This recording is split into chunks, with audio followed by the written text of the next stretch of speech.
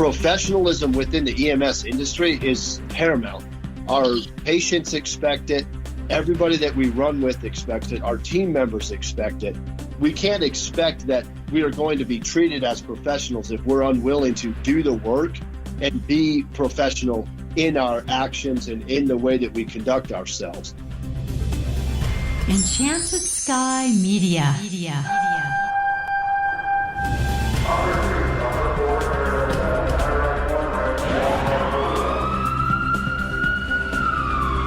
From the Federal Resources Studio, this is Code 3, the Firefighters Podcast, hosted by award-winning journalist Scott Orr. Code 3 features interviews with leading members of the fire service, discussing firefighting strategy, tactics, and other topics you need to know more about. Now, here's Scott. That's right, and I will not let Parkinson stop me. Thank you for joining me again here on Code 3. This is the show for and about firefighters. We're informing and entertaining members of the fire service, just like you, from coast to coast. Well, today's fire departments ask more of their members than they used to. You're now required to be at least an EMT in most departments, and there are advantages to being a paramedic, too. Today's show is about how to be a good paramedic. It's not just about emergency medicine. My guests today are twin brothers who wrote a book about what it takes to fit into a profession where there is no gray area. The book is Life and Death Matters, Professionalism and Decision-Making for the First Responder. The authors are Samuel and Christian Adams. They're firefighter paramedics in Colorado Springs. Together, they have over 20 years' experience in firefighting and emergency medicine. And Sam and Chris Adams join me now. Welcome to Code 3.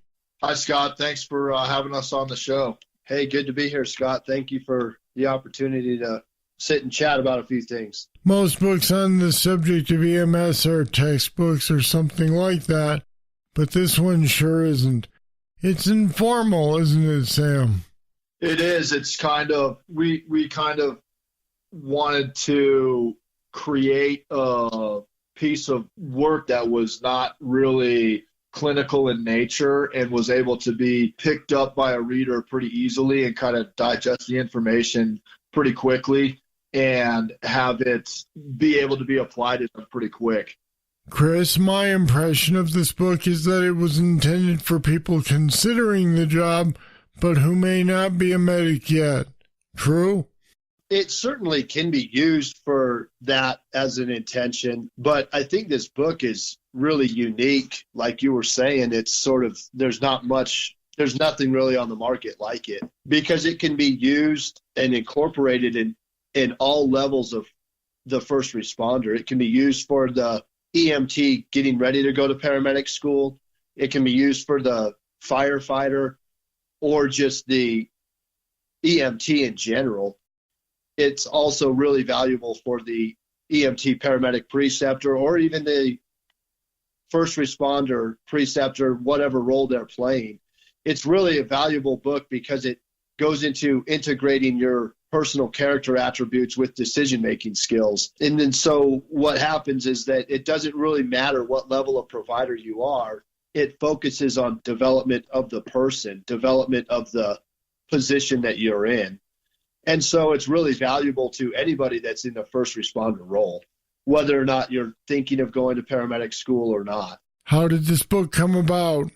It really started with Sam and I coming together, and when we were precepting people, or we continually precept people, we have certain ways that we like to incorporate our practice and mentor others.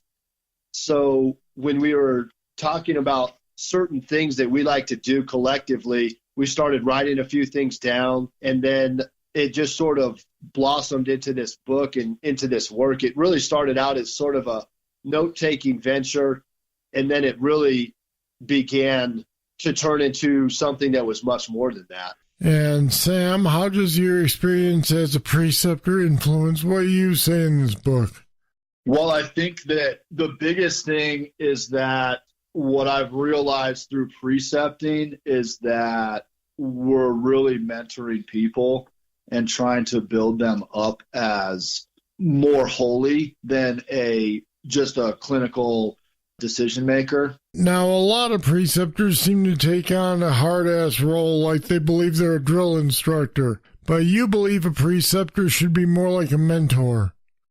Yeah, I really do. I think that kind of environment really doesn't bode well for the student. It doesn't really create an environment in which they're going to become really effective as a medic. And really what that does is it doesn't train them how to be a paramedic individually or a first responder individually. What it does is it trains them what you like and what you don't like. So it becomes much more mother may I medicine.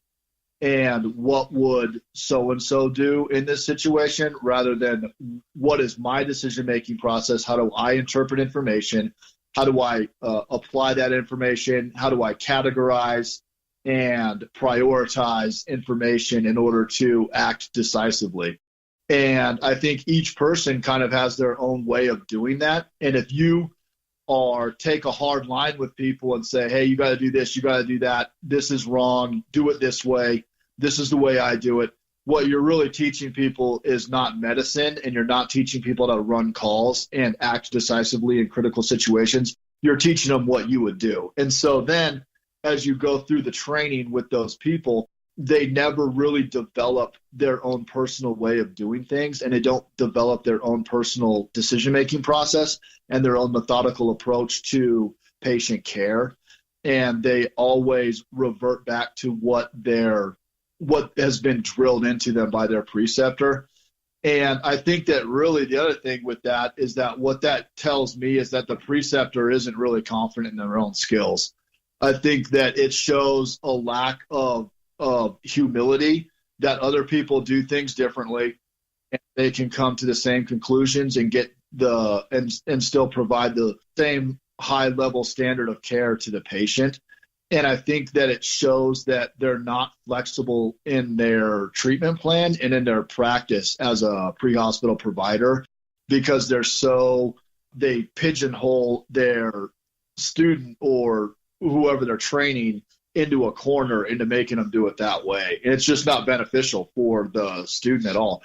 And the other thing with that also is that you as the instructor, you'll never learn anything. You're not open to new information yourself. So you're not going to grow. You're not going to develop. You're not going to learn how to do new things because the reality is that everybody can teach you something. And whether they're a veteran medic or a brand new paramedic, so everybody can teach you something and give you a new insight into what it is that you're doing. And so if you make people do things a certain way or you take a real hard line with people, it doesn't really develop them.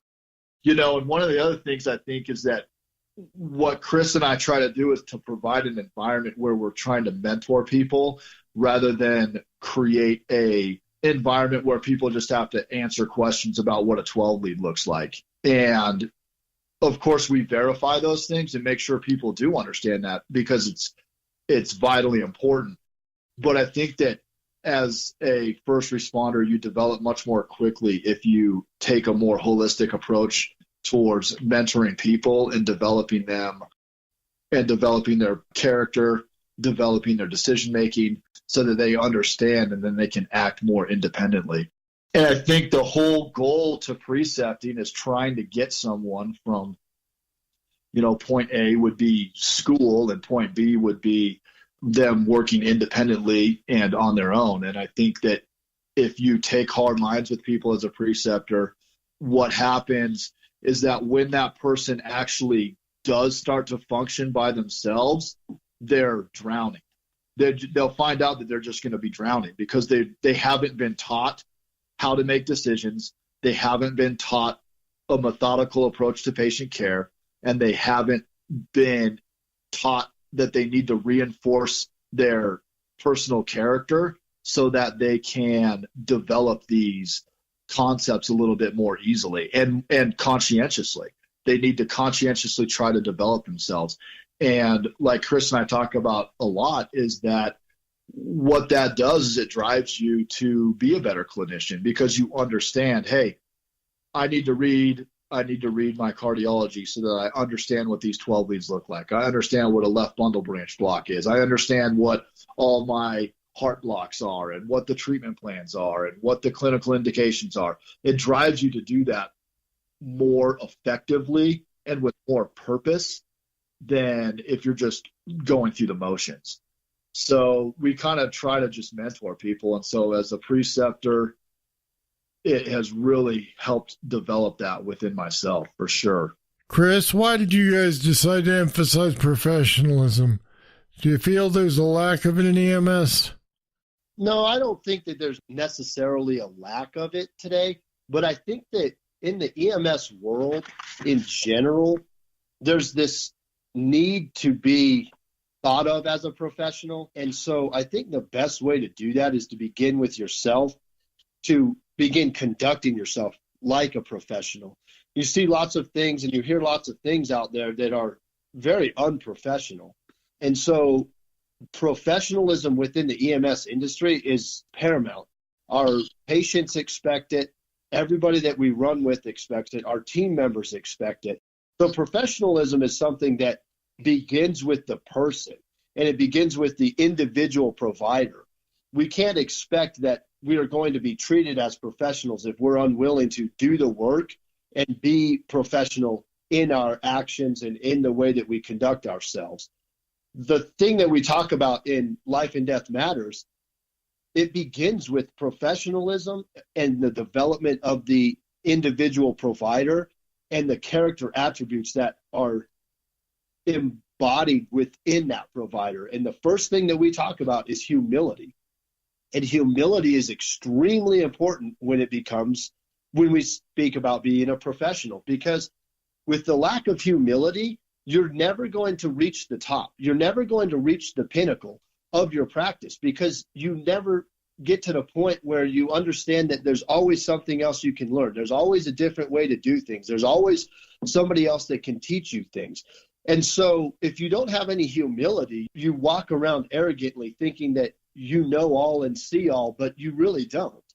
And so humility is extremely important to the professional. And it also, the funny thing about humility is that humility, once you've reached the top, once you've reached the pinnacle of your practice, it allows you to stay up on the top of your practice. It allows you to and forces you to be an ever vigilant provider, because what happens is once you become that great provider and you are on the top, it forces you to recognize that there's other things to learn, new medicine coming out, new evidence-based practices, and new procedures that are happening. And so if that humility forces you to learn those things and forces you to stay on top of your skills, stay on top of your knowledge, and that is the first mandate of a professional. And so we talk about professionalism in Life and Death Matters because it's extremely important to what we do in EMS and who we're providing care to.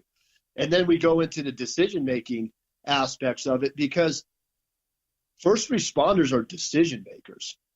We have to understand that every call we go on and every time we go out the door, there's so many decisions that are being made and so many critical decisions that have to be taken into consideration that you have to develop a process by which you make decisions. You have to develop an approach towards patient care, an approach towards the scenes that you're running on.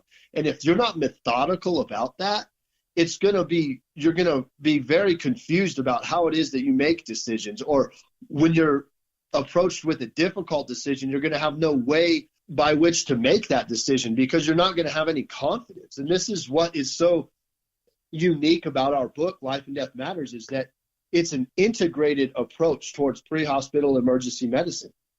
We integrate the personal character attributes with the decision-making principles, and then those two things integrated with the medical knowledge creates such a well-rounded and successful first responder or paramedic that is invaluable. And there's really such a need for this book in the EMS community because it goes further than just the clinical practices. It talks about the professionalism and decision-making. So that was one of the big catalysts for us writing the book in the first place, was a kind of a need to address the professional attributes of a first responder, what it is that we embody, how it is we conduct ourselves, so that we can go out the door. And when you integrate those personal character attributes with your pre-hospital practice, you become extremely confident, because it drives you towards humility, drives you towards being a better responder, learning more medicine, learning more skills and better ways of doing things. So I think that's one of the biggest reasons why we decided to write this book. I'll be back with more right after this. Federal Resources is a mission-critical solutions provider with only one goal: to empower and prepare the first responder for any threat, at home or abroad, that they are called on to respond to. Your mission is to protect and defend. Our mission is to make sure you're equipped with the knowledge and training on response techniques to current threats. We'll make sure you know the latest innovations in technology to ensure mission success every time. You look out for everyone else. Let us look out for you. Learn more at federalresources.com.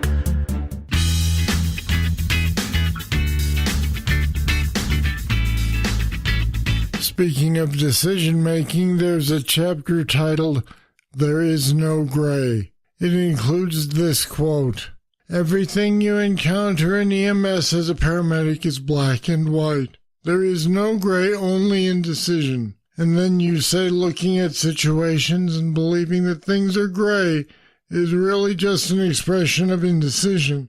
You just lack the decisiveness to act. That's a pretty strong statement. How did you come to that conclusion?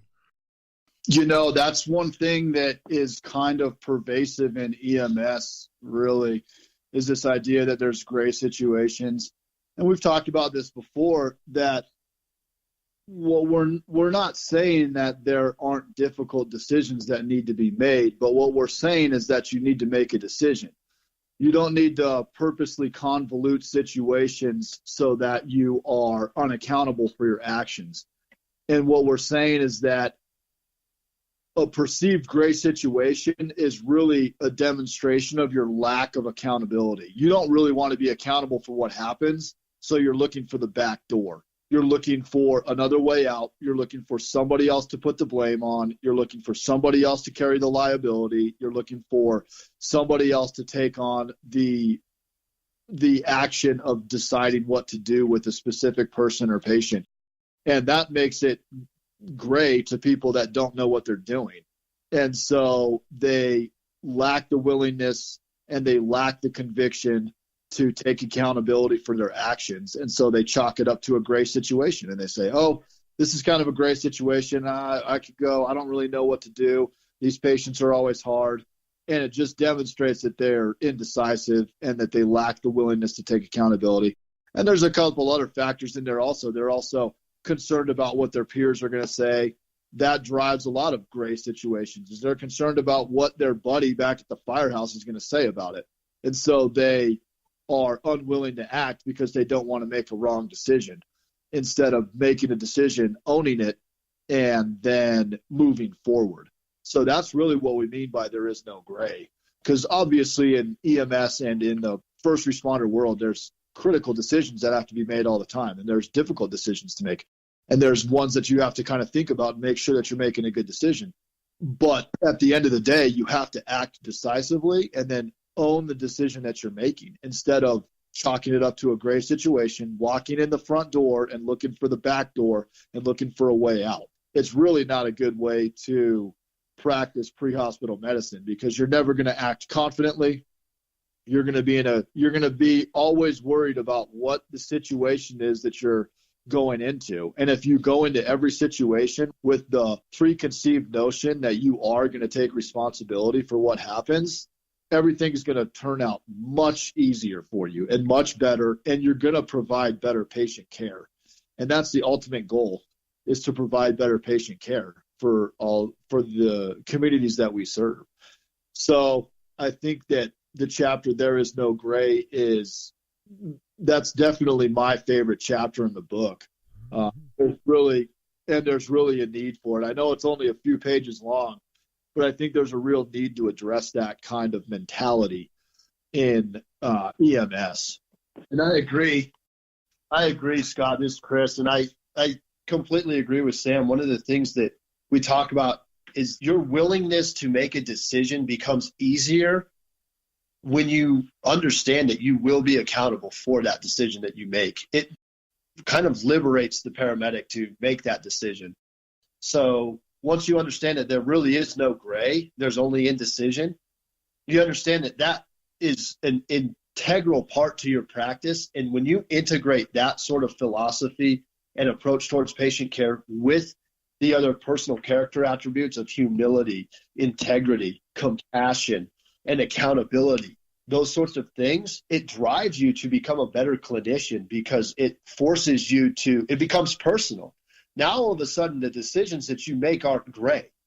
They're a reflection of your understanding of what's going on. They're a reflection of your understanding and willingness to take accountability. They're a reflection of the diligent study and preparation that you've personally invested in yourself. They're a reflection of the amount of time that you've put into developing your team. It's a reflection of a lot of different things. And so when you understand that there is no gray, there's only indecision, you integrate that with other aspects of the personal character development, then once it becomes personal, then the decisions are extremely important and everything that you do has purpose. And that's one of the things we talk about is that one of the best quotes Sam has is that intention is decisiveness with purpose. And there's this understanding that we do things with intention. Everything we do is with intention. It's not gray. You're intently deciding to do something. You're purposefully acting.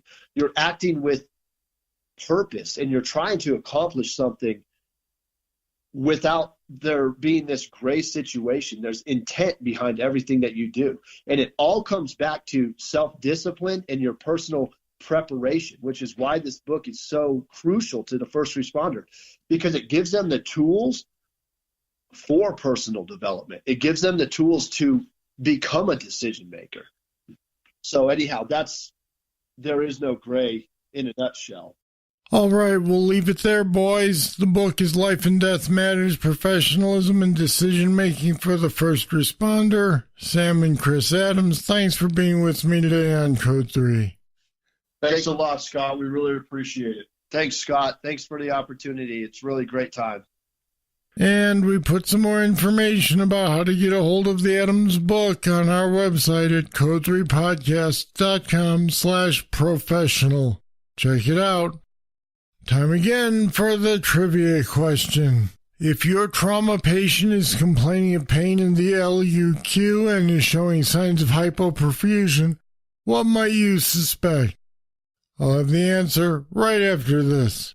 If you like Code 3, you'll love the Code 3 Bull Session. It's more discussion with our guests on any topic. Sometimes it's serious. Sometimes it's not so serious, but it's only available to patrons of Code 3. Find out what you've been missing. Go to code3podcast.com/support. Pledge just $10 a month to support Code 3, and you'll get immediate access to all the Bull Sessions in our library and future interviews as we post them. Become a patron today, support the show, and get access to the Code 3 Bull Sessions. Here's the trivia answer. If your trauma patient is complaining of pain in the LUQ and is showing signs of hypoperfusion, the patient may have a ruptured spleen. All right, that's it. That's all for this edition of Code 3. If you have comments, just email me, scott@code3podcast.com. Thank you for listening. I'll be back next time with more. Hope you'll join me. I'm Scott Orr, and until then, stay safe. Code 3 is made possible through the generous support of Federal Resources. Visit them at federalresources.com. This show is a production of Enchanted Sky Media. To contact us, get more information on today's show, or to subscribe to the podcast, go to code3podcast.com.